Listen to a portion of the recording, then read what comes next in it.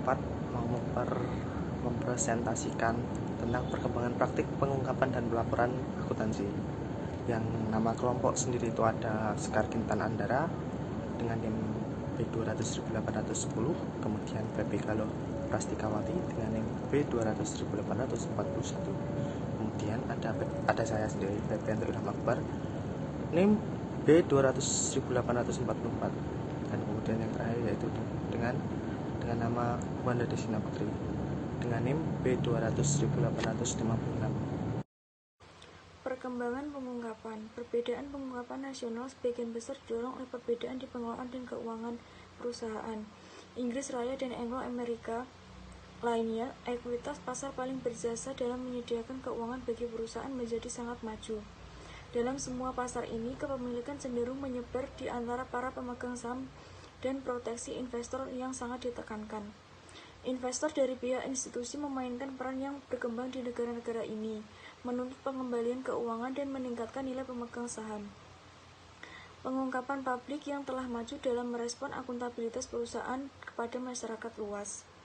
Di negara-negara lainnya seperti Prancis, Jerman, Jepang, dan berbagai negara dengan pasar yang baru muncul, pemegang saham tetap terkonsentrasi dan bank dan atau pemiliknya keluarga secara tradisional telah menjadi sumber keuangan utama perusahaan. Susunan ditempatkan untuk melindungi yang sedang memegang manajemen. Bank yang terkadang adalah kreditor dan pemilik dan pihak dalam lainnya seperti anggota perusahaan yang terdaftar dalam kelompok pemegang saham menyediakan keteraturan.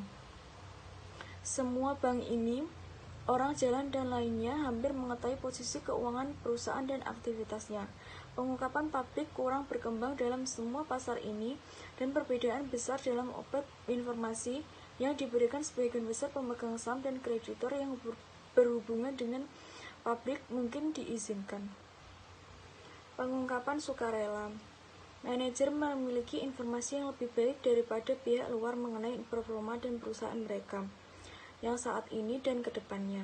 Beberapa kajian menunjukkan bahwa manajer berinisiatif untuk mengungkap informasi seperti itu secara sukarela. Keuntungan dari pengungkapan tersebut mungkin menyangkut biaya transaksi yang lebih rendah dalam perdagangan sekuritas perusahaan, bunga yang lebih tinggi dari analisis keuangan dan investor, meningkatkan likuiditas saham dan biaya modal yang lebih rendah. Laporan yang paling terkini menyokong pandangan bahwa perusahaan bisa mencapai keuangan dalam pasar modal mempertinggi pengungkapan mereka secara sukarela. Laporan meliputi tuntutan bagaimana perusahaan bisa menggambarkan dan menjelaskan investasi potensial mereka kepada investor. Investor di seluruh dunia menuntut informasi yang mendetail dan berkala. Tingkat pengungkapan sukarela meningkatkan negara dengan pasar yang lebih maju dan baru muncul. Akan tetapi, hal ini telah diakui oleh banyak pihak bahwa laporan keuangan bisa menjadi mekanisme cacat untuk berkomunikasi dengan investor dari pihak luar ketika insentif manajer tidak sebanding dengan bunga dan semua pemegang saham. Kebutuhan pengaturan pengungkapan. Bursa saham dan pengaturan pemerintah secara umum membutuhkan perusahaan asing yang terdaftar untuk melengkapi semua informasi keuangan dan keuangan yang hampir sama seperti yang dibutuhkan untuk perusahaan domestik. Perusahaan asing yang terdaftar secara umum memiliki fleksibilitas yang berhubungan dengan prinsip akuntansi yang mereka gunakan dan untuk sejumlah pengungkapan. Di kebanyakan negara, perusahaan asing yang harus menyimpannya dengan informasi bursa saham yang dibuat publik, mendistribusikannya kepada pemegang saham, atau dicatat dengan pengaturan di pasar domestik. Akan tetapi, banyak negara tidak dan melaksanakan kebutuhan akan pengungkapan kesesuaian antar yurisdiksi. Dan lain membahas dua objek investor berorientasi pasar, perlindungan investor dan kualitas pasar. Proteksi investor. Investor dijamin dengan informasi dan dilindungi dengan pelaksanaan dan pengawasan pengaturan pasar. Kecurangan fraud, mencegah adanya penawaran publik, perdagangan, pemilihan, dan sekuritas penawaran. Informasi keuangan dan keuangan yang bisa dibandingkan telah ditemukan sehingga investor bisa membandingkan perusahaan, area industri, dan negara. Yang kedua, kualitas pasar. Pasar adalah adil, tersusun, efisien, dan bebas dari penyalahgunaan dan perbuatan jahat. Keadilan pasar dipromosikan dengan akses informasi yang wajar dan kesempatan berdagang. Efisiensi pasar berkembang dengan meningkatkan likuiditas, mengurangi biaya transaksi. Kualitas pasar ditandai dengan kepercayaan investor dan mereka memfasilitasi pembentukan modal. Pembahasan laporan keuangan SEC Amerika Serikat. SEC secara umum mewajibkan pendaftar asing untuk melengkapi informasi keuangan yang pada hakikatnya sama dengan yang dibutuhkan oleh perusahaan domestik. Akan tetapi, laporan keuangan pendaftar tidak harus disiapkan menurut GAAP Amerika Serikat. Jika mereka disajikan sesuai dengan prinsip lembaga akuntansi secara menyeluruh dan dilengkapi dengan rekonsiliasi kuantitatif, dengan pendapatan bersih GAAP Amerika Serikat, ekuitas pemegang saham, dan pendapatan bersaham. Jika secara material berbeda, syarat laporan SEC secara umum konsisten dengan sasaran proteksi investor dan kualitas pasar. Beberapa pengamat menyatakan bahwa syarat laporan keuangan SEC bagi perusahaan asing dapat menghalangi mereka dari pembuatan sekuritas mereka yang ada di Amerika Serikat. Sebagai akibatnya, yang telah ditegaskan oleh investor Amerika Serikat yang suka berdagang di pasar seperti pasar over the counter AS atau pasar luar negeri di mana likuiditasnya relatif rendah, biaya transaksi relatif tinggi, dan proteksi investor kurang penting daripada dalam pertukaran nasional di Amerika Serikat. Hal ini juga dinyatakan bahwa persyaratan registrasi SEC sebenarnya bisa menyesatkan investor Amerika dengan memberikan penampilan perbandingan yang salah untuk laporan keuangan yang mungkin mengharuskan penafsiran yang berbeda daripada laporan Amerika Serikat. Jika sekuritas investor domestik membutuhkan informasi keuangan berdasarkan GAAP Amerika Serikat untuk membuat keputusan yang tepat. Kemudian, informasi ini juga diperlukan untuk memberitahukan keputusan non-sekuritas yang ada di Amerika Serikat. Praktik pelaporan dan pengungkapan. Praktik pengungkapan laporan tahunan memperlihatkan respon manajer terhadap kebutuhan pengaturan pengungkapan dan insentif mereka untuk menyediakan informasi laporan keuangan pengguna secara sukarela. Pada bagian ini, kita fokus pada 1. Pengungkapan terhadap informasi ke depan. 2. Pengungkapan segmen. 3. Pelaporan tanggung jawab sosial. 4. Pengungkapan khusus untuk laporan keuangan non-domestik. 5. Pengungkapan pengelolaan perusahaan. Dan 6. Pengungkapan dan laporan usaha internet. Di sini saya akan menjelaskan tentang 1. Pengungkapan informasi progresif. Pengungkapan informasi progresif adalah pertimbangan tinggi yang relevan di dalam kesetaraan pasar dunia. Dalam hal ini, istilah informasi progresif meliputi 1.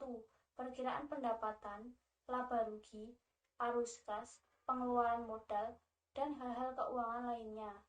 2. Tujuan informasi mengenai kinerja dan posisi ekonomi di masa depan yang tidak menentu daripada perkiraan menyangkut proyek, periode fiskal, dan proyeksi jumlah. 3. Laporan program dan sasaran manajemen untuk usaha masa depan. Ketiga kategori informasi progresif ini menjadi lebih umum sebagaimana dari A. Perkiraan, B. Informasi potensial, C. Sasaran dan tujuan. Tujuan utama investor dan analisis tersebut adalah menilai pendapatan dan arus kas di masa depan.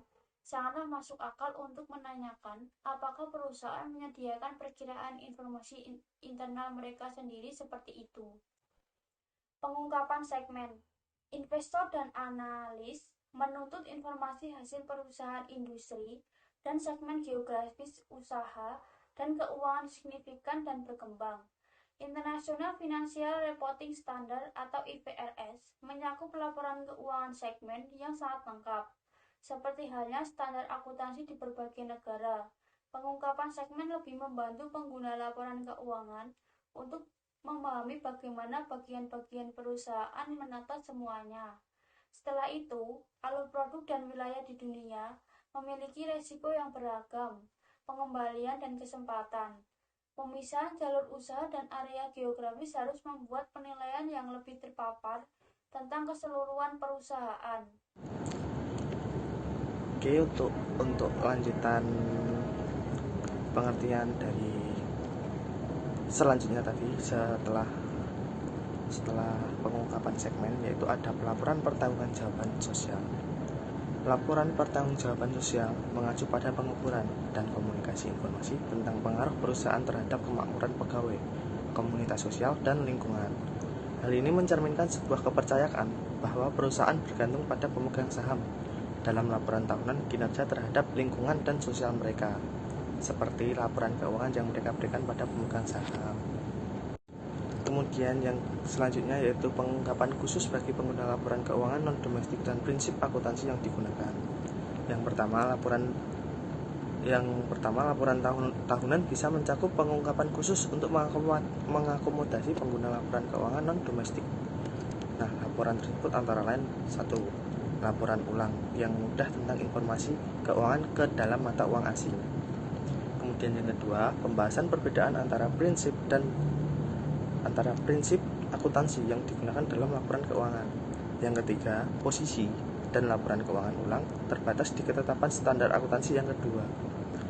Kemudian yang terakhir, sebuah laporan keuangan lengkap disiapkan yang berhubungan dengan ketetapan prinsip akuntansi.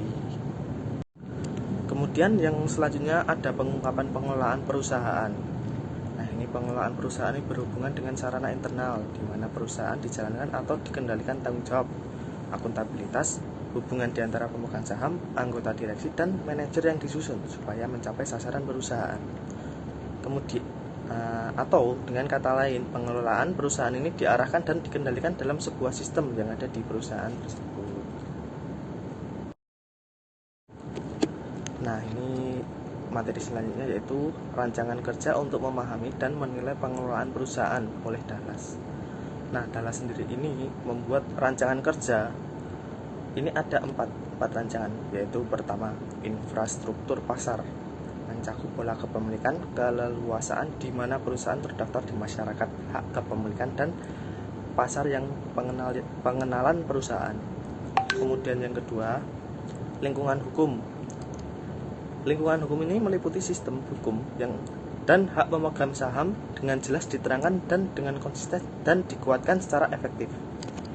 Undang-undang perusahaan merupakan salah satu di bagian lingkungan hukum. Nah, kemudian yang ketiga yaitu lingkungan peraturan. Hampir mendekati dengan lingkungan hukum, agen pengaturan bertanggung jawab atas pengaturan pasar supaya sesuai dengan hukum yang ada. Kemudian yang terakhir yaitu infrastruktur informasi. Nah, ini bersinggungan dengan standar akuntansi yang digunakan dan apakah hasil laporan keuangan akurat, lengkap, dan tepat waktu. Kelima, OECD dalam pengungkapan dan transparansi pengelolaan perusahaan. A. Pengungkapan harus mencakup tetapi tidak terbatas pada materi informasi. B. Informasi harus disiapkan dan diungkapkan sesuai dengan standar kualitas tinggi, akuntansi, dan keuangan pengungkapan non-finansial. C. Audit tahunan harus dilaksanakan oleh pihak independen, kompeten, dan auditor bermutu dalam rangka untuk memberikan sebuah sasaran eksternal dan asuransi untuk direksi dan pemegang saham di mana laporan keuangan memperlihatkan kedudukan dan performa keuangan dengan wajar dari perusahaan dalam semua aspek. D. Auditor dari pihak luar sebaiknya bisa bertanggung jawab kepada pemegang saham dan berkewajiban kepada perusahaan untuk bertindak sebagai profesional dalam melakukan audit. E. Saluran untuk menyebarkan informasi harus seimbang, tempat waktu, dan dapat diakses oleh pengguna dengan biaya yang efisien. F. Rancangan kerja pengelolaan perusahaan harus dilengkapi dengan sebuah pendekatan efektif yang mengarah dan mengangkat ketentuan analisis atau nasihat dari analisis broker, agen rating, dan lainnya. Pengungkapan dan laporan bisnis di internet, World Wide Web, terus digunakan sebagai sebuah ruang penyebaran informasi dengan media cetak yang selalu mendapatkan peran kedua. Penyebaran informasi secara elektronik seringkali murah meriah dibandingkan dengan media cetak dan menawarkan komunikasi yang instan. Keamanan berdagang menggunakan internet telah meningkatkan permintaan untuk bisnis dan pelaporan keuangan melalui web. Sebuah perkembangan penting yang akan memfasilitasi pelaporan bisnis melalui web adalah Extensible Business Reporting Language atau XBRL. Standar ini akan dibangun pada semua fitur yang mengeluarkan peranti lunak, akuntansi, dan laporan akuntansi. Dan sebagian besar pengguna tidak usah mempelajari bagaimana menggunakannya secara langsung supaya bisa menikmati keuntungannya. Pengelompokan XBRL telah dikembangkan untuk GAAP, Amerika Serikat, dan Jerman, serta untuk IFRS yang mampu membuat persiapan laporan keuangan sesuai dengan semua standar akuntansi. Bursa saham pengatur dan perusahaan publik terus menggunakan internet untuk memberikan pengguna laporan keuangan dengan sukses, cepat, untuk informasi perusahaan. Yang terakhir, ada pengungkapan laporan tahunan di negara-negara dengan pasar baru muncul. Pengungkapan dalam laporan tahunan perusahaan dari negara dengan pasar yang baru muncul biasanya kurang luas dan kurang dapat dipercaya daripada semua perusahaan dari negara berkembang. Level pengungkapan yang rendah di negara dengan pasar yang baru muncul konsisten dengan sistem pemerintahan dan keuangan perusahaan mereka. Akan tetapi, investor menuntut informasi tentang perusahaan yang bisa dipercaya dan tepat waktu di negara berkembang dengan pasar yang baru muncul. Negara dengan pasar yang baru muncul cenderung memiliki pendapatan yang paling buram.